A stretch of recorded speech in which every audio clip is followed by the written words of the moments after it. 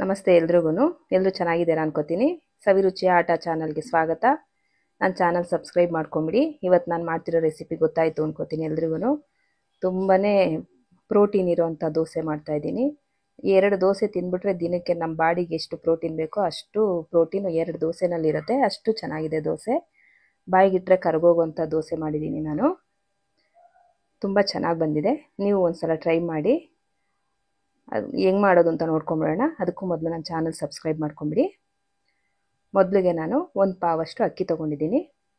ಅಂದರೆ ದಪ್ಪ ಅಕ್ಕಿನೇ ತೊಗೊಂಡಿದ್ದೀನಿ, ದೋಸೆ ಅಕ್ಕಿ. ಅದಕ್ಕೆ 1 ಹಿಡಿಯಷ್ಟು ತೊಗರಿಬೇಳೆ, 1 ಹಿಡಿಯಷ್ಟು ಉದ್ದಿನಬೇಳೆ, 1 ಹಿಡಿಯಷ್ಟು ಹೆಸರುಬೇಳೆ, ಅದಾದ ನಂತರ 1 ಹಿಡಿಯಷ್ಟು ಕಡಲೆಬೀಜ, ಅದಾದಮೇಲೆ ಕಡಲೆಬೇಳೆ ತೊಗೊಂಡಿದ್ದೀನಿ. ಎಷ್ಟು? ಅದು 1 ಹಿಡಿಯಷ್ಟು ತೊಗೊಂಡಿದ್ದೀನಿ. 1 ಸ್ಪೂನಷ್ಟು ಮೆಂತ್ಯ ಕಾಳು ತೊಗೊಂಡಿದ್ದೀನಿ.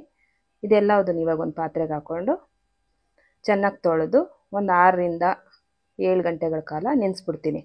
ಚೆನ್ನಾಗಿ ತೊಳ್ಕೊಂಬಂದ್ಬಿಡ್ತೀನಿ. ಇವಾಗ ತೊಳೆದಾಯಿತು. ಇವಾಗ ನೀರು ಸೇರಿಸ್ಬಿಟ್ಟು ಅದು ಮುಳುಗುವಷ್ಟು ನೀರು ಸೇರಿಸ್ಬಿಟ್ಟು 6ರಿಂದ 7 ಗಂಟೆಗಳ ಕಾಲ ನೆನೆಯೋಕ್ಕಿಡ್ತೀನಿ. ನೆಂದಿದೆ. ಇವಾಗ ನಾನು ರುಬ್ಬೋದಕ್ಕಿಂತ ಒಂದು 10 ನಿಮಿಷ ಮೊದಲು ಒಂದು ಅರ್ಧ ಹಿಡಿಯಷ್ಟು ಅವಲಕ್ಕಿನ ನೆನೆಸಿಟ್ಕೊಂಡಿದ್ದೀನಿ. ಅದನ್ನು ಕಾಳು ಮತ್ತು ಬೇಳೆ ಜೊತೆಗೆ ಸೇರಿಸ್ಕೊಂಡ್ಬಿಡ್ತೀನಿ, ಅಕ್ಕಿ ಜೊತೆಗೆಲ್ಲ. ಇವಾಗ ನಾನು ಚೆನ್ನಾಗಿ ನೈಸಿಗೆ ರುಬ್ಕೊಂಡ್ಬಿಡ್ತೀನಿ ದೋಸೆ ಹಿಟ್ಟು. ನೋಡಿ, ಇಷ್ಟು ನೈಸ್ ಆಗಬೇಕು. ತುಂಬಾ ರುಚಿಯಾಗಿರುತ್ತೆ. ಬಾಯಲ್ಲಿಟ್ಟರೆ ಕರ್ಗೋಗುತ್ತೆ ದೋಸೆ, ಅಷ್ಟು ಚೆನ್ನಾಗಿರುತ್ತೆ. ನೀವು ಮೊದಲು ಮಾಡಿದಿರೋ ಇಲ್ವೋ ಗೊತ್ತಿಲ್ಲ, ಈ ಥರ ಒಂದ್ಸರಿ ಟ್ರೈ ಮಾಡಿ ನೋಡಿ. ಈ ಥರ ಇವಾಗ ಲಾಸ್ಟಲ್ಲಿ ನಾನು ರುಬ್ಕೊಂಡೆಲ್ಲ ಆದಮೇಲೆ ಅರ್ಧ ಸ್ಪೂನಷ್ಟು, ಅಂದರೆ ಒಂದು ಚಿಕ್ಕ ಸ್ಪೂನಲ್ಲಿ ಒಂದು ಅರ್ಧ ಸ್ಪೂನು ಅಥವಾ 1 ಸ್ಪೂನಷ್ಟು ಮೈದಾ ಹಿಟ್ಟು ಹಾಕ್ಕೊಂಡ್ಬಿಡ್ತೀನಿ. ಅದ್ರ ಜೊತೆಗೆ ಉಪ್ಪು ಸೇರಿಸ್ಕೊಂಡು ಚೆನ್ನಾಗಿ ಮಿಕ್ಸ್ ಮಾಡಿಬಿಡ್ತೀನಿ. ಚೆನ್ನಾಗಿ ಮಿಕ್ಸ್ ಮಾಡಾಯಿತು. ಇವಾಗ ನಾನು ಇನ್ನೇನು ಮಿಕ್ಸ್ ಮಾಡ್ಕೊಳ್ಳೋಂಗಿಲ್ಲ ಬೆಳಗ್ಗೆಗೆ. ಆ ಥರ ಎಲ್ಲ ರೆಡಿ ಮಾಡಿ ಮುಚ್ಚಿಟ್ಬಿಡ್ತೀನಿ. ನೋಡಿ, ಈ ಥರ ಇದೆ, ಗಟ್ಟಿ ಇದೆ. ಸ್ವಲ್ಪ ಇರಲಿ, ತೊಂದರೆ ಇಲ್ಲ. ಇವಾಗ ಹಿಂಗೆ ಇರಬೇಕು. ಇವಾಗ ನೀರು ಸೇರಿಸ್ಬಾರ್ದು ನಾವು.